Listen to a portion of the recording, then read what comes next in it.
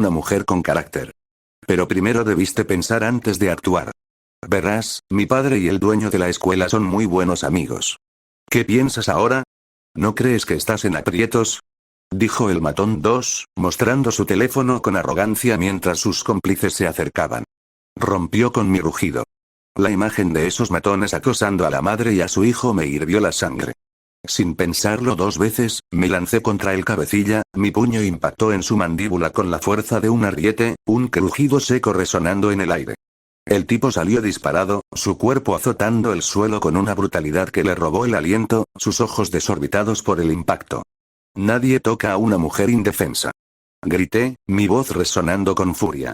Mis amigos, al ver mi señal, se unieron a la refriega.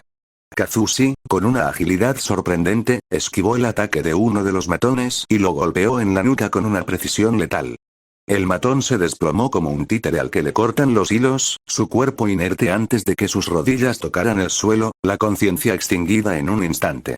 Makoto, con una mirada fría y despiadada, recibió un puñetazo en la cara que le habría roto la nariz a un hombre común, pero Makoto apenas parpadeó. Sus ojos brillaron con una intensidad aterradora mientras agarraba al matón por el cuello y lo estrellaba con una furia salvaje contra el pavimento.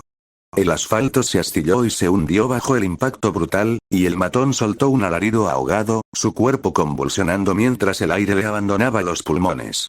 Atsushi, moviéndose como una sombra, desarmó a dos matones con una velocidad impresionante. Con sus manos convertidas en cuchillas, rasgó la carne de sus brazos con una precisión escalofriante, dejando surcos sangrientos y provocando gritos desgarradores mientras los matones se retorcían, agarrándose las heridas que ardían como fuego. El cabecilla, recuperándose a duras penas, se levantó con una mirada de odio. «Los voy a matar», bramó, lanzándose contra mí. Sonreí con desprecio. «Inténtalo». Esquivé su golpe con facilidad y lo agarré por el brazo. Con un movimiento rápido y preciso, lo lancé por encima de mi hombro, su cuerpo girando en el aire antes de impactar contra el suelo con un golpe sordo y devastador. Un grito gutural de agonía escapó de sus labios mientras se retorcía, su brazo doblado en un ángulo tan antinatural que la visión misma era un tormento. ¿Eso es todo lo que tienes?, pregunté, mi voz cargada de burla. Me acerqué a él, mi sombra cubriendo su cuerpo tembloroso. Con una sonrisa cruel, pisé su garganta, sintiendo el crujido de su tráquea bajo la suela de mi bota. El aire fue expulsado de sus pulmones en un último estertor, sus ojos se inyectaron de sangre, sobresaliendo de sus órbitas, y su rostro adquirió un tono violáceo mientras sus manos arañaban desesperadamente mi pierna, buscando un resquicio de aire que nunca llegaría. Escúchame bien, Sisee, mi voz de un susurro amenazante. Si vuelvo a verte cerca de esta familia, o de cualquier otra persona inocente, te haré desear no haber nacido.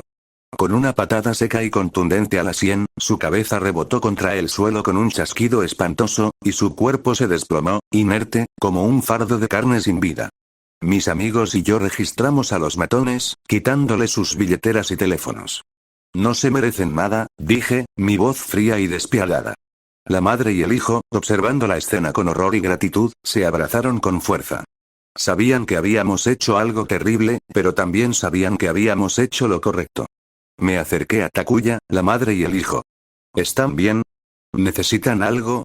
La madre, Miaja, y el hijo, Kenta, se me abalanzaron en un abrazo llorando, expresando su gratitud, mientras mis amigos observaban alegres de haber ayudado a esta familia, pero a la vez burlándose de mí en la posición vergonzosa en la que estaba. Al recuperar el dúo de madre e hijo, los llevaríamos a un sitio más seguro para ellos, dejando a los tipos tirados les contaríamos quiénes éramos en el camino. Al dejar a la madre e hijo en un sitio, más seguro estábamos por irnos hasta que el hijo diría algo que nos sorprendió. Kenta dio un paso adelante. Quiero unirme a Akatsuki. Necesito ser más fuerte para que nadie nos vuelva a lastimar a mí y a mi madre, o a alguien más, declaró con determinación. Daniel, sorprendido pero complacido, respondió por supuesto.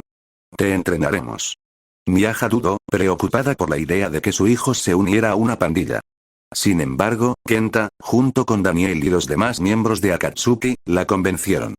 Con la condición de que Kenta continuara sus estudios, Miaja finalmente cedió. «Bienvenido a la familia», exclamó Kazushi con alegría, y todos se dirigieron a un restaurante para celebrar al nuevo miembro. Al día siguiente, malditos tramposos, no es justo. Yo fui quien acusó más, el quien dijo eso era yo mientras lloraba de manera cómica con bolsas de comida. Se preguntarán cómo es que llegué de esta manera, pues regresamos unos minutos atrás en una fábrica abandonada.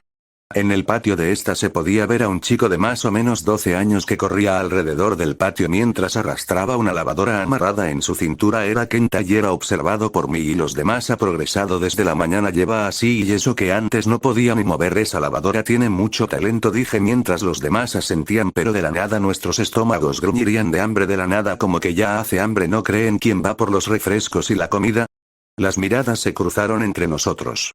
Piedra, papel o tijera, propuso Atsushi, y todos estuvimos de acuerdo.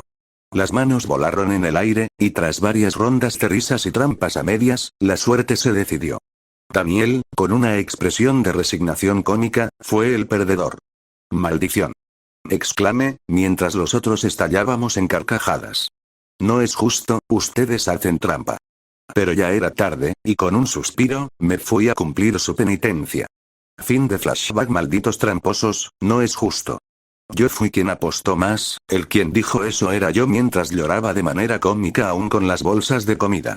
Dejaría de quejarme por perder tras escuchar un despapalle y al darme la vuelta que afuera de una escuela había un tumulto de gente. Al ver la escuela no sé por qué se me hacía conocida, pero no me acordaría de dónde lo había visto y me daría igual metiéndome entre la gente, y al ver que estaba soltaría mis bolsas ya que lo que vería me choqueó y la ira que tuve al ver Miaja y Kenta siendo acosados regresaría, pero sería en escalas extremas ya que frente mío estaban Hiroki Mori, Kokujin y la zorra de Nao del NTR Kokujin no Tenkousei, confundido ya que este ya era el segundo mundo de estos que me encontraba, pero me daría igual y me metería en la pelea con los dichos. Kokujin tenía a Hiroki tirado en el suelo mientras la zorra Kof Nao solo miraba con